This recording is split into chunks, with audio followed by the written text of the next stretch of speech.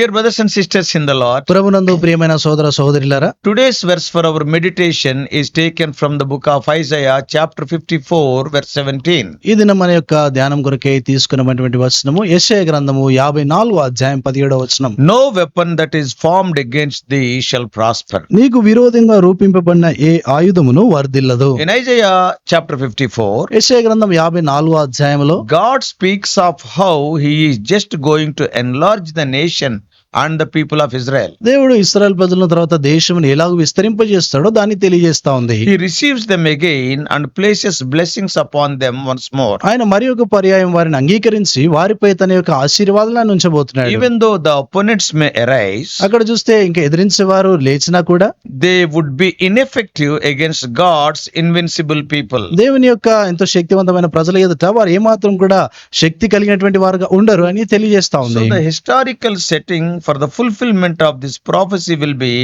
after Jesus redeeming all his people during his second coming. యేసుక్రీస్తు ప్రభువారు ఆయన యొక్క రెండవ రాకడ సమయంలో విమోచించబడినటువంటి వారి విషయమై తెలియజేస్తా ఉంది. And this is going to be the fulfillment of that prophecy. ఆ యొక్క ప్రవచనం యొక్క నెరవేర్పుగా ఉండబోతుంది. In Isaiah 54, యెషయా గ్రంథం 54లో if you read from 11 to 17, 11వ వచనం నుండి 17 వరకు చదివితే the prophet Isaiah delivers a message from God about the restoration of Jerusalem. యెరూషలేము యొక్క సమకూర్పు కొరకై దేవుని యొద్ద నుండి వచ్చినటువంటి వర్తమానం ఆయన తెలియజేస్తా We ఉన్నాడు. all know it is destroyed by the Babylonians. అది బబులోనీయుల చేత అది నాశనం చేయబడింది. The people would be in chaos and confusion. ప్రజలు చూస్తే ఎంతో కలవరం కలతలో వారు ఉన్నారు. But the Lord promises a future day when the city will be more glorious than ever. అయితే ఈ యొక్క భవిష్యత్తు యొక్క దినమును గూర్చి దేవుడైన వాగ్దానం చేస్తా వచ్చినాడు. ఆ పట్టణము ఇంకా మునిపెన్నట్లు లేనటువంటి విధానంలో ఎంతో వైభవంతో రమ్యతతో కలిగి ఉంటుందని తెలియజేస్తాడు. God's people will return to their land and live without any fear of further devastation. దేవుని యొక్క ప్రజలు తిరిగి తమ యొక్క దేశమునకు వచ్చి వారు ఎటువంటి నాశనము ఇంకా బాధ లేకుండా వారు జీవిస్తారని తెలియజేస్తా ఉంది. The word prosper here means succeed. ఇక్కడ వర్ధిల్లుట అనేటువంటి మాటకు అర్థం ఏంటంటే విజయవంతులుగా ఉండట. In other words, వేరే మాటలు God చెప్పాలంటే is in charge. దేవుడే ఆయన ఆధీనం కలిగిన వాడు. And he said in the preceding verse that he created the one who is preparing the weapons. ఆయన తర్వాత వచనంలో చెప్తా ఉంటాడు ఏంటంటే ఆయనే Preceding ముందు వచ్చిన. ముందు వచనంలో చెప్తా ఉన్నాడు ఆయనే ఆయుధములు సిద్ధపరచు వాడే ఉన్నాడు. And he will see to it that whatever weapons are wielded by Israel's enemies would be ineffective against them. ఇశ్రాయేలు శత్రులు ఏవైతే ఆయుధాలు వారు తయారు చేసుకుంటా వచ్చినారో అవన్నీ కూడా ఇశ్రాయేలు ఎదుట ఏమాత్రం కూడా పని చేయకుండా ఉంటాయి. This promise will see its ultimate fulfillment in the millennial kingdom of Christ. ఈ యొక్క వాగ్దానము యేసుక్రీస్తు వారి యొక్క 1000 ఏళ్ల పరిపాలనలో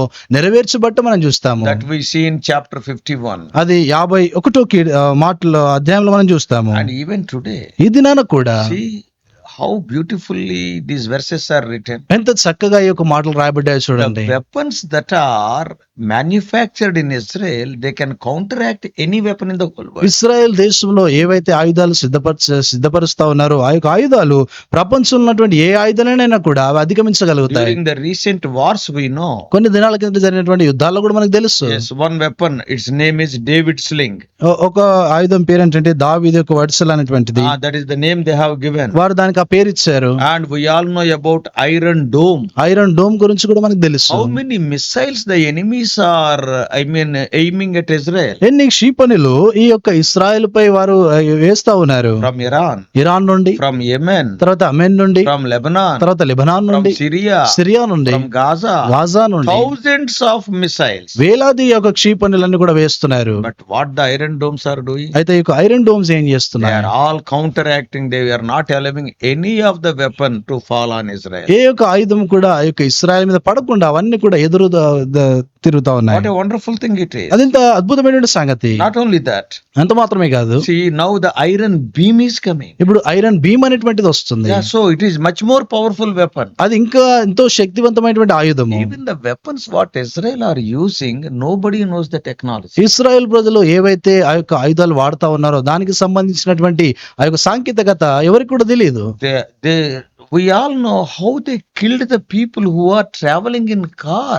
ఎవరైతే ఈ యొక్క కారులో ప్రయాణిస్తా ఉన్నారో వారిని ఎలాగ చంపారో మనకు తెలుసు. The drones what they are using, వారు వాడుతా ఉన్నటువంటి ఆ యొక్క డ్రోన్లు they are identifying the faces of the enemies and exactly killing the same persons without much sound. ఎటువంటి శబ్దం లేకుండా శత్రువు యొక్క ముఖమును వారు గుర్తించి వారు నేరుగా The drones.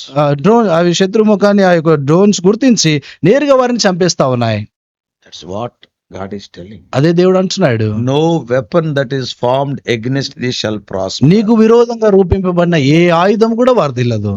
It doesn't mean that enemies will not use weapons against Israel, అంటే ఇశ్రాయేల్ విరోధంగా శత్రువులు తమ ఆయుధాలు వాడరని కాదు, but they will become ineffective against God's people. అయితే దేవుని ప్రజలకు విరోధంగా అవి ఏమాత్రం కూడా పని చేయకుండా ఉంటాయి. Even we are God's people in the New Testament. మనం కూడా క్రొత్త నిబంధనలో దేవునికి ప్రజలమై ఉన్నాం. How many people are cursing us? ఎంతమంది ప్రజలు మనల్ని క్షపిస్తున్నారు, Even in the church also. సంఘాల్లో కూడా Yeah, many people, అనేకులు. but no weapon that will act against us. ఏ యొక్క ఆయుధం కూడా మనకు విరోధంగా అది పని చేయదు. My God, నా దేవుడు, the God of Israel, he will not sleep nor slumber. ఇశ్రాయేలు దేవుడు, ఆయన కునుకడు నిద్రపోడు. He has given us these wonderful promises. ఆయన ఈ యొక్క అద్భుతమైన వాగ్దానాలు మనకి No ఇచ్చాడు. weapon that is formed against thee shall prosper. నీకు విరోధంగా రూపింపబడిన ఏ ఆయుధం కూడా వర్ధిల్లదు. So the promise of Israel is often applied to God's children today. ఇశ్రాయేలు ప్రజలకు ఇవ్వనటువంటి ఈ యొక్క వాగ్దానము తరచుగా ఈ దినాల్లో తన ప్రజలకు అది చెందుతా ఉంది. Because we are dealing with our spiritual enemies. ఎందుకంటే మన యొక్క ఆత్మీయమైనటువంటి శత్రువులతో కూడా మనం పోరాడుతా ఉన్నాం. No matter what the devil devises and whatever may be his schemes to use against us, శత్రువు మనకు విరోధంగా ఎటువంటి తంత్రాలను ఎటువంటి ఆయుధాలను వాడు ఉపయోగించినా కూడా in the end they will fail because God is the sovereign ruler of our destiny. మన దేవుడే ఆయన మా యొక్క గమ్యస్థానానికి చేర్చడానికి సార్వభౌముడు గనక ఆయనే మనకు సహాయపడుతూ ఉంటాడు. He gives us the shield of faith with which we can extinguish and we can bring down all the flaming arrows of the evil one. శత్రు యొక్క అగ్నిబాణాలన్నిటిని కూడా మనం ఆర్పివేయటానికి ఆయన మనకు విశ్వాసమైనటువంటి డాలును మనకు That's అనుగ్రహించాడు. what we read in Ephesians 6:16. అదే ఎఫెసీయులకు రాసిన పత్రిక 6వ అధ్యాయం 16వ వచనం అవే మాటలు మనం So the చదువుతాము. primary thing to know is that God is in full control. అయితే మొదటి సంగతి ప్రాథమికంగా మనం ఎరగాల్సినటువంటి విషయం ఏంటంటే దేవుడే ఆయన సమస్తము కూడా ఆధీనములు కలిగి ఉన్నాడు. God controls those who manufacture weapons and who use those weapons. దేవుడు ఎవరైతే ఆయుధాలను తయారు చేస్తారో తిరిగి దాన్ని వాడతారో వారందరినీ కూడా ఆయనే ఆధీనపరుస్తూ ఉంటాడు. See, in ఇరాన్ లో we all know what has happened. ఏం జరిగిందో మనకు అందరికి తెలుసు. Oh, they are on the verge of manufacturing nuclear weapons. వారు న్యూక్లియర్ ఆ యొక్క అణుబాంబులు వారు తయారు చేస్తున్నారు. For what purpose? ఎందుకు కొరకు తయారు Only చేస్తున్నారు? one purpose. ఒకే ఉద్దేశం, To kill the Jewish nation. యూదుల యొక్క దేశాన్ని నాశనం But చేయాలని. you see what is happening. అయితే ఏం జరుగుతుందో చూడండి. I need not explain this political scenario over this media, ఈ యొక్క మీడియా ద్వారా ఈ యొక్క రాజకీయపరమైన విషయాలు నేను చెప్పను. but you all know what is happening. అయితే ఏం జరుగుతుందో మీ అందరికి కూడా తెలుసు. The battle is the Lord's. ఈ యొక్క యుద్ధము యెహోవాదే. He has already defeated the final enemy, that is death. ఆయన ఇదివరకే చివరి శత్రువు అయినటువంటి ఆ మరణాన్ని ఆయన And జయించాడు. he purchased for us the eternal life. ఆయన నిత్య జీవాన్ని మన కొరకే కొన్నాడు. So as God's children, we can be confident of the ultimate triumph. దేవుని పిల్లలముగా ఆ యొక్క చెట్టు చివరి విజయం కొరకై మనం అతిశయపడంగా వారంగా ఉండాలి. And our confidence rests upon the sure promises of all powerful God. మన యొక్క నమ్మిక అంతా కూడా దేవుని సర్వశక్తుడైనటువంటి ఆయన యొక్క వాగ్దానాలపై ఉంది. His promises are reminded throughout his word. ఆయన యొక్క వాగ్దానాలు ఆయన వాక్యం అందంతట్లో కూడా మనకు కనబడతాయి. He is the almighty God. ఆయన సర్వశక్తి కలిగినటువంటి He is దేవుడు. the sovereign ruler of the universe. ఆయన విశ్వాన్నంతటిని పరిపాలిస్తున్నటువంటి సార్వభౌముడు. And such a God is giving his wonderful assurance to us. అటువంటి దేవుడు ఈ యొక్క అద్భుతమైనటువంటి నిశ్చయతను మనకు అనుగ్రహిస్తున్నాడు. Our trust is in the God of our salvation, and he is assuring us that every accusing tongue will be silenced. మనకిస్తున్నటువంటి ఆ యొక్క నిరీక్షణ చూస్తే నిశ్చయమైనటువంటి నిరీక్షణ ప్రభు మనకు అనుగ్రహిస్తా ఉన్నాడు. ప్రతి ఒక్క నాలుక నుండి ఆయన మనను తప్పించేవాడుగా ఉన్నాడు. He is assuring that every accusing tongue will be silenced. అక్కడ చూస్తే ప్రతి నిరారోపణ చేసేటువంటి నాలుక అది మౌనమైపోతుంది. Every judgmental charge against us shall be condemned. మనకు విరోధంగా ఉన్నటువంటి ప్రతి ఆ యొక్క తీర్పులు కూడా అవన్నీ కూడా శిక్ష విధించబడతాయి.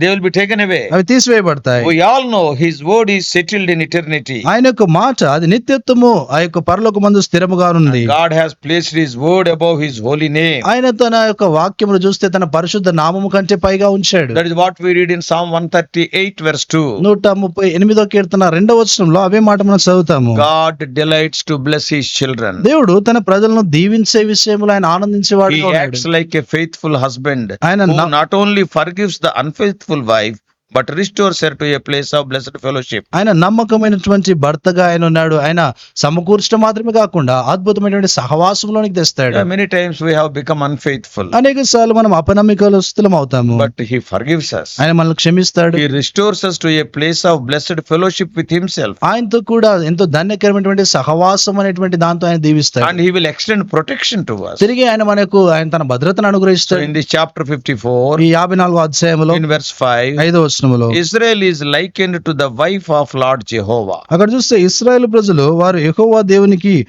యొక్క భార్యగా వారు ఉన్నారు. and her exile in Babylon was like a period of divorce. వారు చూస్తే వారు బాబిలోని యొక్క చెరలో ఉన్నటువంటి ఆ కాలము చూస్తే ఆ యొక్క విడాకులు చేయబడినటువంటి కాలంగా అది ఉండింది. Because they were separated, God separated her from him because of her sins. తన యొక్క పాపమును బట్టి దేవుడు తన నుండి ఆమెను వేరు చేస్తా వచ్చాడు. So during that time of exile, they did not prosper like a nation. ఆ యొక్క కాలంలో ఆ చెర కాలంలో చూస్తే వారు ఒక దేశముగా వారు వర్ధిల్లలేదు. She is now returning to God and coming to her homeland. ఇప్పుడు తాను తన యొక్క స్వంత దేశమునకు తిరిగి తాను వస్తా ఉంది. There she will produce greater increase than in the days of before her captivity. వారు చెరకు వెళ్ళటానికి మునుపుగా ఉన్నటువంటి దినాల కంటే కూడా ఇప్పుడు ఇంకా అధికమైన అభివృద్ధి వారు పొందుతారు. When Israel returns to her husband, ఇశ్రాయేలు తన యొక్క భర్త యొద్దకు తిరిగి వచ్చినప్పుడు she will no longer bear the shame of her separation. ఆమె ఇక ఎన్నడూ కూడా తన యొక్క వేరు చేయబడినటువంటి దాన్ని బట్టి అవమానాన్ని తను ఇంకా పొందదు. In love, God will forgive her ప్రేమను బట్టి దేవుడు తనను క్షమిస్తాడు. and take her back to himself. తన యొద్దకు తిరిగి తనను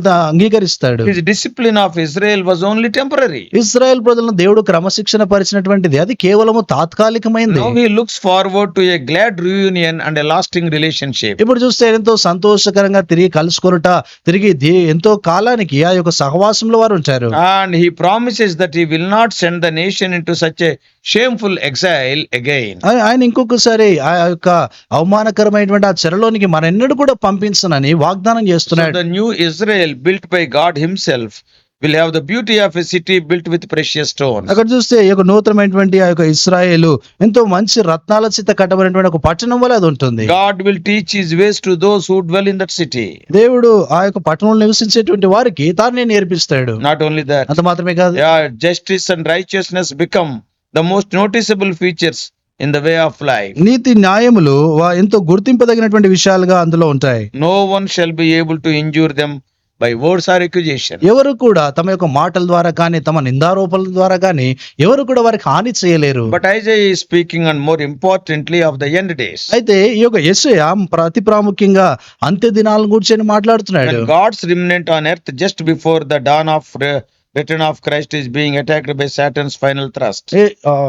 See, when God's remnant on the earth, దేవుని యొక్క శేషమైనటువంటిది భూమి మీద ఉన్నప్పుడు, and just before the return of Lord Jesus Christ, యేసుక్రీస్తు ప్రభువు ఆయన తిరిగి వచ్చేటువంటి ఆ సమయంలో Satan will be finally attacking them. సాతానుడు చివరికి వారిపై దాడి చేస్తూ But ఉంటాడు. God will protect his people. అయితే దేవుడు తన ప్రజలను ఆయన కాపాడుతాడు. Yeah, sometimes situations may look very impossible. కొన్ని సందర్భాల్లో చూస్తే పరిస్థితులు అసాధ్యంగా కనబడతాయి. Today when we see, ఇది మనం చూస్తే Satan is having full authority on earth. సాతానుకి భూమి మీద సంపూర్ణమైన అధికారం వాడికి ఉంది. Satan is the prince of this world. సాతానుడి లోకాధిపతిగా But ఉన్నాడు. God is our protector even today. అయితే దేవుడు ఈ దినాన కూడా మనల్ని భద్రపరిచేవాడుగా ఉన్నాడు. The true child of God who truly relies on God will find himself strengthened and protected from daily battles. నిజమైనటువంటి దేవుని యొక్క బిడ్డ అనుదినము కూడా ఆ యొక్క యుద్ధాల నుండి భద్రతను క్షేమాన్ని పొందుతా ఉంటాడు. Therefore, before I close, కాబట్టి ముగించే దానికి ముందుగా dear brothers and sisters, నిజమైనటువంటి సోదర సోదరులారా, we have received an inheritance in Christ today. మనము ఈ దినాన క్రీస్తులో మనం స్వాస్థ్యాన్ని పొందాం.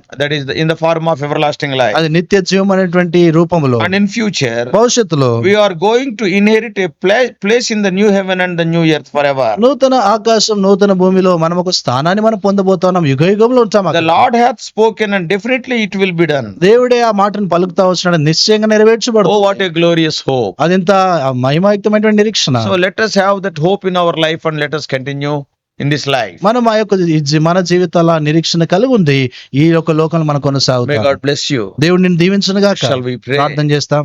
Loving Heavenly Father, ప్రేమగల పరలోకపు మా తండ్రి, wonderful promises, oh Lord, we can see in the Word of God. ప్రభుత్వ దేవుని యొక్క వాక్యంలో అద్భుతమైన వాగ్దానాలు మేము చూడగలుగుతున్నాం. No weapon that is aimed against us, it will not prosper. మాకు విరోధంగా రూపింపబడినటువంటి ఏ ఆయుధం కూడా వర్తిల్లదు. The people who are manufacturing the weapons, and even those weapons, are under the control of God. ప్రభుత్వ నీ ప్రజలు ఏవైతే ఆయుధాలు తయారు చేస్తా ఉన్నారో ఆ ఆయుధాలు కూడా నీ ఆధీనంలో ఉన్నాయి. Lord, it will not have any effect on us. ప్రభుత్వ అవి మాపై ఎటువంటి ప్రభావాన్ని That చూపించవు. doesn't mean that the enemy will not use the weapons against us. దానికి అర్థం ఆ శత్రువు ఆ యొక్క ఆయుధాలు మా మీద వాడడానికి కాదు. No, Satan will surely use them. సాతానుడు నిశ్చయంగా వాటిని But వాడుతాడు. they will become ineffective because our God is great. మా దేవుడు గొప్పవాడు గనుక అవి మాత్రం కూడా పని చేయకుండా అయిపోతాయి. He will fight our battles. ఆయన మా యుద్ధాలు చేస్తాడు. We will be the victors, O Lord. ఓ ప్రభా మేము విజయశాలుగా మేము ఉంటాం. Because our Lord has already won the total victory on the cross of Calvary. మా ప్రభు ఇదివరకే కలువరి శిలువ మీద సంపూర్ణ విజయాన్ని ఆయన పొందాడు. O Lord, speak to us more and more. ఓ ప్రభు అధికంగా మీరే మాతో Lead మాట్లాడుతున్నారండి. us throughout this day. ఈ దినమంతటి కొరకే మీరే మమ్మల్ని We నడిపించండి. do pray